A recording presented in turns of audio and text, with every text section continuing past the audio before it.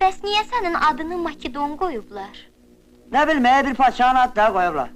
Sonra məlum oldu ki, Əsrail İskəndər olub.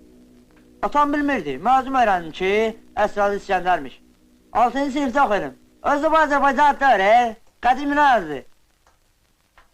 Nədir ki, adım xoşuna gəlmir? Sən oradan bilirsin. Atam deyir, o hər şeyi bilir. Sən atan ha, nə bilir o?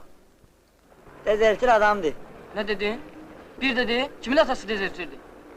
Yaxşı, xarızlanma. Ne dedim ki, əlbəttə adamı yandırır da, amma neyniyəsən? Dezertirdir də. Sən özün fikirləş. Mənim atam hardadır? Cəbhədə, Məmmədin atası, o da cəbhədə. Zaurun əlinin hamısını cəbhədir. Bircə ləsgəri aparmadılar, hadi özün bilirsən də. Anadan gəlmə axsab. Amma sənin atın, maşallah, pəhlivan kimidir. Salam Makedon.